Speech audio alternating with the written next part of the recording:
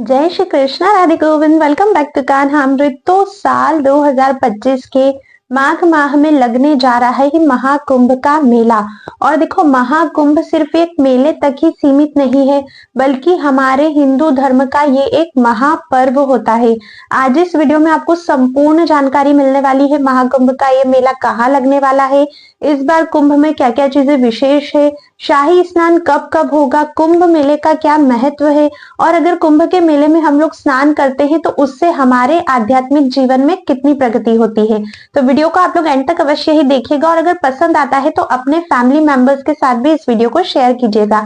लेकिन अगर उनसे पहले आपने चैनल पर फर्स्ट टाइम विजिट किया है तो चैनल को सब्सक्राइब करके बेल आइकन प्रेस कर दीजिए, ताकि आने वाले महाकुंभ मेले की सारी जानकारी आपको मिलती रहे। चलिए शुरू करते हैं। तो इस बार महाकुंभ जो है वो प्रयागराज में लग रहा है, और ये हमारा सौभाग्य है कि 2025 में माघ मास के प्रारंभ होते ही, इतने पवित्र मास के प्रारंभ होते ही हमें कुंभ के दर्शन करने को मिलेंगे, कुंभ में स्नान करने को मिलेगा। सबसे पहले जानते हैं कि कुंभ कब से कब तक लग रहा है। तो देखो, अगर मैं तिथि की बात करूं तो जो हमारा पौष मंथ है, जब वो खत्म हो रहा है, पौष मास की पूर्णिमा से लेकर फाल्गुन मास की शिवरात्रि तक ये कुंभ मेला लगने वाला है। अगर डेट्स की बात की जाए तो 13 जनवरी 2025 से लेकर 26-27 फरवरी 2025 तक लगभग 1.5 महीने का ये कुंभ लगेगा। और इस 1.5 महीने में आपके और हमारे सभी के पास ये अवसर है कि हम इसका पूर्णतः लाभ उठाएं। सबसे पहले ये जानते हैं कि महाकुंभ आखिर लगता क्यों है। तो ये जो कथा है ये समुद्र मंथन से रिलेटेड है। जब दैत्य और देवता समुद्र मंथन करवा रहे थे अमृत कलश के लिए, जब मंदराचल पर्वत को मथानी बनाया गया था और समुद्र मंथन हो रहा था, उसमें से कई सारी वस्तुएं निकली थी जो यथा योग्य लोगों में डिवाइड कर दी गई थी। सबसे लास्ट में धन्वंतरी जी जो है वो अमृत का कलश लेकर निकले थे। कलश यानी कि कुंभ, अमृत का कुंभ धन्वंतरी लेकर निकले। जैसे ही वो कलश लेकर निकले, जो दैत्य थे वो लड़ने लगे कलश के लिए, क्योंकि दैत्यों को ये था कि जितना भी अमृत है वो हमको मिल जाए, देवताओं को कुछ न मिले। तो वे लड़ने लगे। तभी गरुड़ जी ने देखा और गरुड़ जी ने उस अमृत के कलश को उठा लिया और वे वहां से चलने लगे। गरुड़ जी भगवान विष्णु के वाहन। अब गरुड़ जी जब वहां से चले तो उन्होंने उस अमृत के कलश को, उस कुंभ को 8 स्थानों पर रखा, जिसमें से जो 4 स्थान है वो स्वर्ग लोक में है, और जो 4 स्थान है वो हमारे इंडिया में है। कौन कौन से? हरिद्वार, नासिक, प्रयागराज और उज्जैन।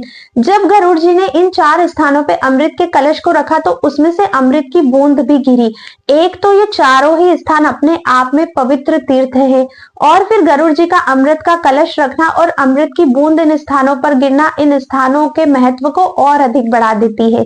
जिन जिन तिथियों पे, जिन जिन स्थानों पर वो कलश रखा गया था, उस समय उस स्थान पर महाकुंभ आयोजित किया जाता है। महाकुंभ हर 12 वर्ष में ही क्यों लगता है?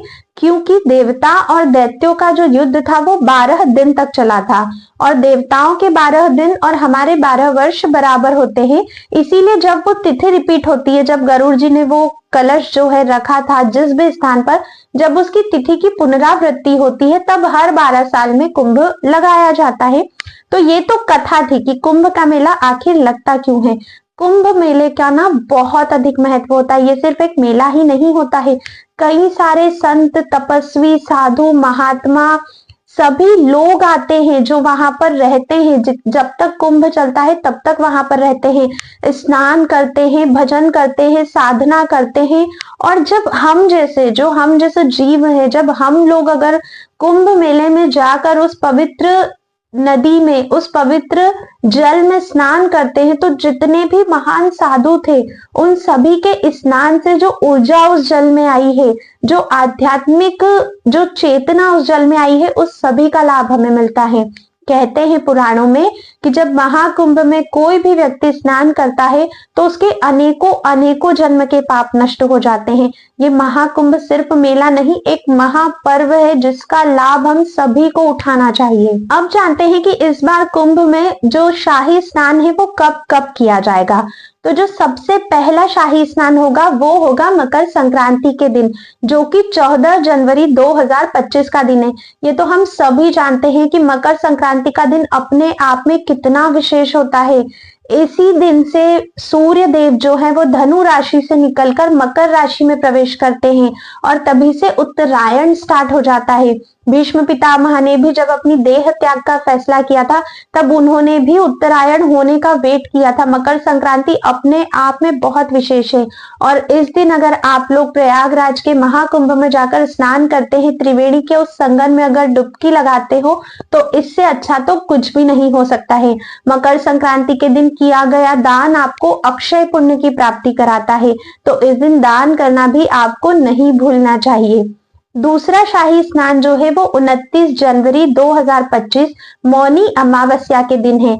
मौनी अमावस्या का दिन ऐसा दिन है जो हर तरह के कार्यों के लिए बहुत ही शुभ माना गया है, जो आध्यात्मिक चीजों से जुड़े हुए हैं। अगर मैं बात करूं तपस्या करने की, भक्ति करने की, कुछ भी मतलब अगर अपने आध्यात्मिक जीवन में प्रगति करना है तो मौनी अमावस्या एक बहुत ही शुभ दिन है। और मौनी अमावस्या अगर महाकुंभ के बीच में आ जाती है तो फिर उसके बारे में तो कहना ही क्या है, उसके लाभ की तो हम लोग गणना भी नहीं लगा सकते हैं। तो मौनी अमावस्या के दिन दूसरा शाही स्नान किया जाएगा। आप लोगों को भी अगर मौका मिलता है, अगर संभव होता है तो प्रयागराज जरूर जाइए, इस महाकुंभ का लाभ उठाइए, क्योंकि महाकुंभ में स्नान करने से सिर्फ आपके पाप ही नहीं कटते हैं, आपके अंदर पॉजिटिविटी आती है और नेगेटिविटी जो है बाहर जाती है। क्योंकि जितने भी साधु संत जो स्नान कर रहे हैं उस जल में, उनकी वाइब्रेशंस का लाभ आपको मिलता है जब आप भी उसी जल में स्नान करते हो। तो ये बहुत बहुत बहुत ज्यादा हमारे लिए सुअवसर है कि महाकुंभ लग रहा है 2025 में। तीसरा शाही स्नान जो है वो 2 फरवरी बसंत पंचमी के दिन किया जाएगा, जिस दिन सरस्वती माता के प्राकट्योत्सव के रूप में हम लोग सेलिब्रेट करते हैं। बसंत पंचमी को कहते हैं कि आपको कुछ भी कार्य, अगर कोई भी शुभ कार्य करना है तो बसंत पंचमी के दिन मुहूर्त को नहीं देखा जाता है, संपूर्ण दिन उस दिन अच्छा रहता है, संपूर्ण दिन मुहूर्त होता है। आपको कोई भी शुभ कार्य करना है तो आप कभी भी कर सकते हो। तीसरा शाही स्नान बसंत पंचमी के दिन होगा। 12 फरवरी को भी स्नान हो रहा है, क्योंकि उस दिन जो है वो पूर्णिमा समाप्त हो रही है माघ मास की, तो उस दिन पूर्णिमा का स्नान रहेगा और आखिरी स्नान जो रहेगा वो महाशिवरात्रि को रहेगा। 26 को महाशिवरात्रि है, वैष्णवों की जो शिवरात्रि है वो 27 को है, तो अकॉर्डिंगली उसका शाही स्नान रहेगा। तो ये थी शाही स्नान की संपूर्ण जानकारी। अब महाकुंभ मेले में क्या क्या आपको और करना चाहिए, तो देखो, जब भी कुंभ के मेले में हम लोग जाते हैं, प्रयागराज में स्नान करने हम जाते हैं, कभी भी आपको मैले वस्त्रों के साथ स्नान नहीं करना चाहिए। पॉसिबल हो सके तो जहां भी आप ठहरते हो वहीं से पहले स्नान करो, स्वच्छ कपड़े धारण करो, उसके बाद प्रयाग जी में आप लोग स्नान करने जाओ, क्योंकि वो बहुत ही पवित्र है, हमें उसे गंदा नहीं करना है। कहीं हमारे मैले कपड़ों से, हमारी मैली देह से वो अपवित्र ना हो जाए, ठीक है। तो हमें वहां से पवित्र होकर आना है, इसलिए मैले कपड़े पहनकर आपको स्नान पे नहीं जाना चाहिए। स्नान करने से पहले प्रयागराज को प्रणाम करनी चाहिए आपको, उसके बाद ही आपको स्नान करना चाहिए। ये कुछ छोटी छोटी सी बातें हैं जिनका आपको ध्यान रखना है। महाकुंभ के समय पे हर चीज का अक्षय फल मिलता है, पुण्य कर्म का भी, और अगर कोई दोष कर्म करोगे तो उसका भी। तो कोशिश करो कि किसी से भी लड़ाई झगड़ा ना हो सके, कोई अभद्र व्यवहार आप ना कर सको, क्योंकि अगर ऐसा हुआ तो उसका भी अक्षय फल आपको प्राप्त होगा, ठीक है। तो इन सभी बातों का आपको ध्यान रखना है। आगे आने वाली वीडियोस में आपको कुंभ के बारे में और जानकारियां मिल जाएगी। अगर आप कुछ जानना चाहते हो, कोई प्रश्न है, तो कमेंट करके अवश्य ही बताइएगा, मैं सभी प्रश्नों के उत्तर देने का प्रयास करूंगी। आज की वीडियो में बस इतना ही था, अब मिलते हैं नेक्स्ट वीडियो में, तब तक के लिए राधे राधे।